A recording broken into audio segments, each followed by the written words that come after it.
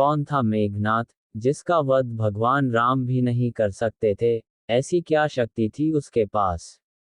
युद्ध के मैदान में सबका पसीने छुड़ाने वाला महान योद्धा मेघनाथ लंकापति रावण का सबसे बड़ा पुत्र था, और रावण का सबसे प्रिय पुत्र था।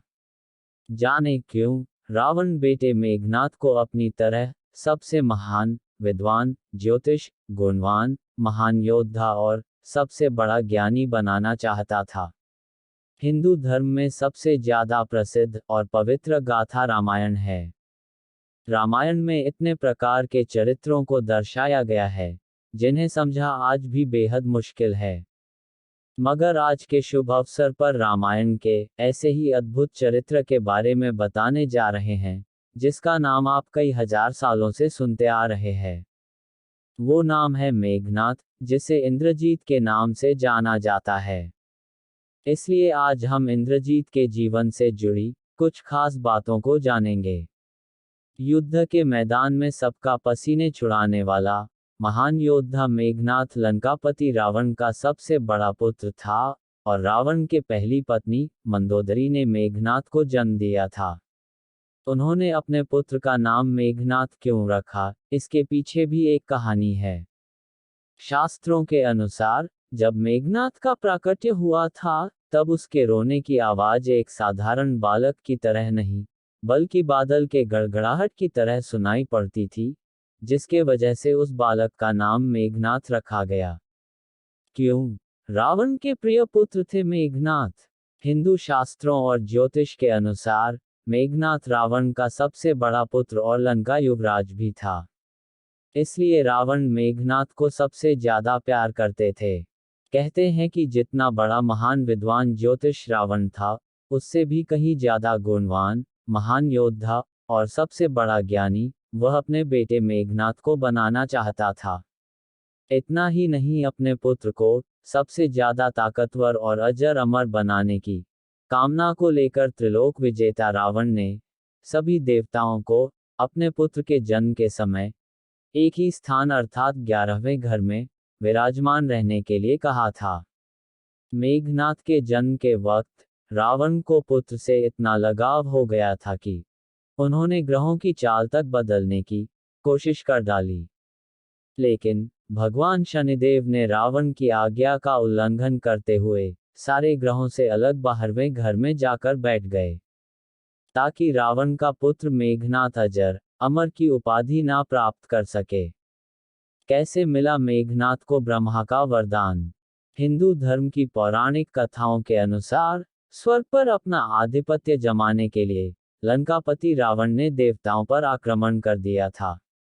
इस युद्ध ने मेघनाथ ने भी हिस्सा लिया था। इस दौरान लंकापति पर इंद्र ने हमला करना चाहा, तो मेघनाथ ने पिता को बचाने के लिए आगे आ गया। मेघनाथ ने उसी क्षण इंद्र और इंद्र के वाहन ऐरावत पर हमला कर दिया, और उसने सभी देवताओं के साथ इंद्र को भी हरा दिया, जिसके बाद से इंद्रजीत के नाम से संबोधित किया जाने लगा। युद्ध के समाप्त होने के बाद मेघनाथ स्वर्ग से निकलने लगा, तो उसने इंद्र को अपने साथ ले लिया और अपने रथ पर बैठाकर लंका में ले आया। लेकिन जब ब्रह्मा जी मेघनाथ से निवेदन किया कि वह इंद्र को मुक्त कर दें, मगर मेघनाथ इस बात को मानने के लिए तैयार नहीं था। इसके बाद ब्रह्मा जी ने इंद्र को छोड़ देने के लिए उसके बदले एक वरदान देने का वचन दिया। मेघनाथ ने इसका फायदा उठाते हुए उनसे अमरता का वरदान प्रदान करने के लिए कहा। उस दौरान ब्रह्मा ने मेघनाथ बोला कि अमर होना इस प्रकृति में किसी भी जीव के लिए संभव नहीं है, क्योंकि यह तो प्रकृति के ही खिलाफ है। तुम कोई दूसरा वरदान मांग लो। मगर मेघनाथ अपनी बात पर अड़ा रहा। इसके बाद ब्रह्मा ने कहा कि अगर वो अपनी मूल देवी निकुंभला देवी का यज्ञ करेगा, और वह यज्ञ जब संपूर्ण हो जाएगा, तब उसे एक ऐसा रथ प्राप्त होगा जिस पर बैठकर वह किसी भी शत्रु के सामने युद्ध में पराजित नहीं हो पाएगा, और ना ही उसकी मृत्यु होगी। इसी के साथ ब्रह्मा जी ने इंद्रजीत को यह भी बताया कि सिर्फ धरती पर एक ऐसा होगा जो मेघनाथ का अंत कर पाएगा, जो 12 सालों से सोया ना हो। इस वरदान के चलते लक्ष्मण ही ऐसा व्यक्ति था जो मेघनाद को मौत के घाट उतार सकता था, क्योंकि वो वनवास के दौरान 14 वर्षों तक सोया नहीं था। इसी कारण राम रावण युद्ध के दौरान युद्ध क्षेत्र में लक्ष्मण के हाथों ही मेघनाद का अंत हुआ। धरती पर मेघनाद था सबसे शक्तिशाली। कहते हैं कि इंद्रजीत के बल की जितनी तारीफ की जाए उतनी ही कम है, क्योंकि वो अकेला ऐसा योद्धा था जिसने एक ही दिन के युद्ध में 67 मिलियन वानरों को मौत के घाट उतार दिया था, और लंका में वह अकेला ऐसा योद्धा था जो पूरी वानर सेना को अपनी गर्जना से बिखेर सकता था। मगर घमंड की वजह से मौत के घाट उतार दिया गया। थैंक यू दोस्तों। रामायण का ये दिल रोचक कहानी अच्छा लगे तो लाइक, शेयर, सब्सक्राइब जरूर करना।